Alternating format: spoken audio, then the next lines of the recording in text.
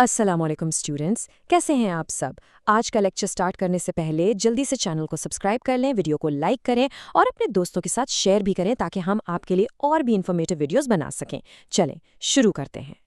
तो सबसे पहले एक बहुत ही बुनियादी सवाल, ये हमारी दुनिया, ये हमारे आसपास की हर चीज़ आखिर किस चीज़ से बनी है?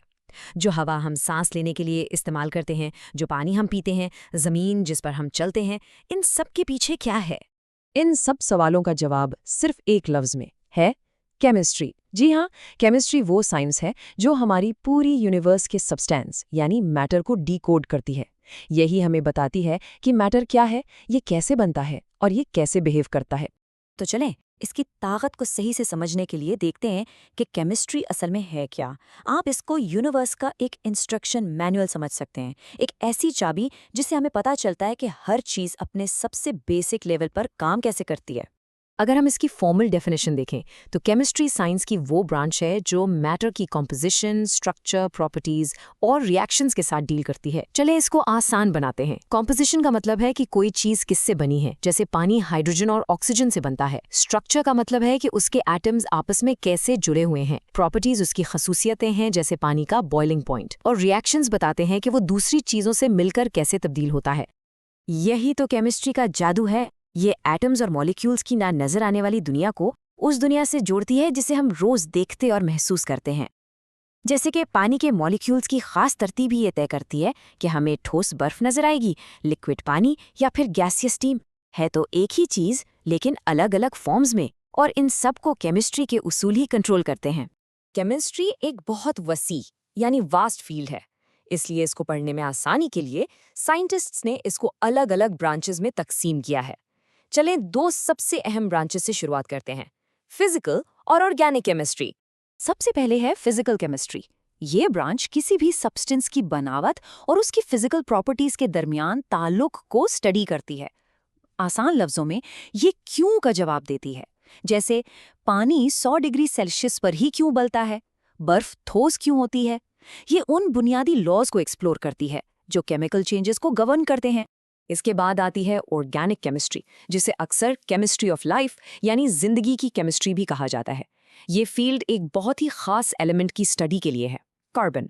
आप कार्बन को जिंदगी का सबसे अहम बिल्डिंग ब्लॉक समझ सकते हैं। ये कुछ भी बना सकता है। हमारे जिस्म में मौजूद प्रोटीन से लेकर प्लास्टिक्स और दवाइयों तक सब कुछ कार्बन एटम की हैरत अंगेज सलाहियत पर ही मबनी है। लेकिन उन तमाम एलिमेंट्स का क्या जो कार्बन बेस्ड नहीं है?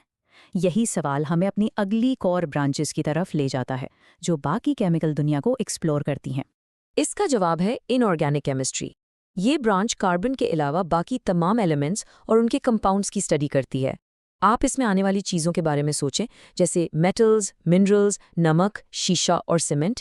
ये सब इनऑर्गेनिक केमिस्ट्री के अंडर आती हैं।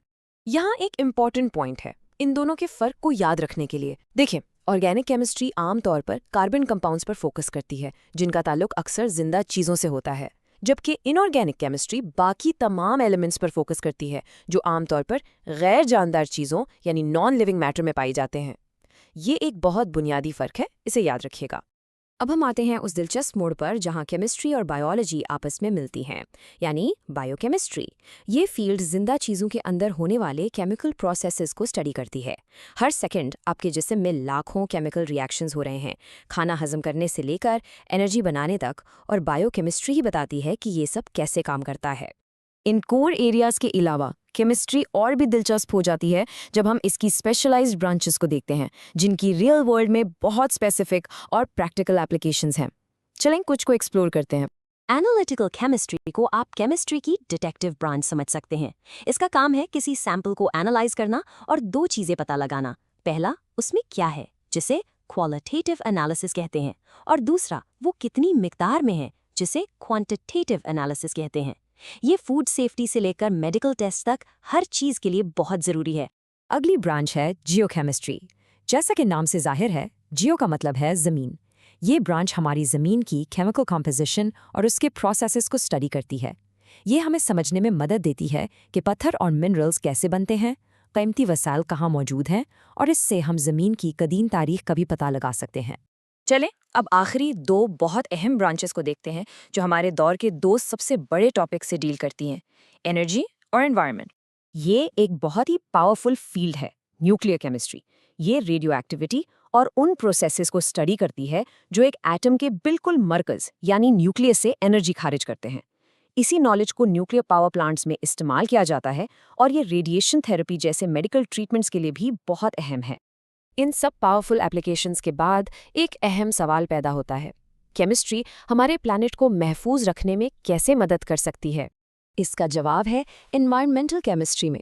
ये ब्रांच हमारे कुदरती माहौल में होने वाले केमिकल प्रोसेसेस को स्टडी करती है।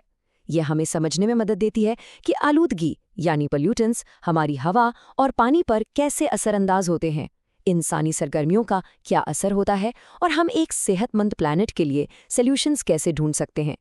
तो जैसा कि हमने देखा, केमिस्ट्री सिर्फ किताबों का एक सब्जेक्ट नहीं है, ये हर जगह है।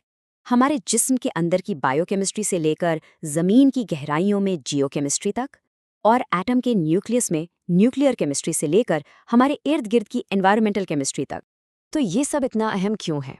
क्योंकि केमिस्ट्री को समझना बहुत ज़रूरी है। यही हमारी रोज़मर्रा की ज़िंदगी को एक्सप्लेन करती है। ये जदीद मेडिसिन का मरकज़ है। यही इंडस्ट्रीज़ को चलाती है और नए मटेरियल्स बनाती है। और सबसे बढ़कर हमारे प्लानेट को मुस्तकबिल के लिए महफूज रखने की चाबी भी इसी के पास है। इतना सब कुछ जानने के बाद अब एक सवाल है आपके लिए।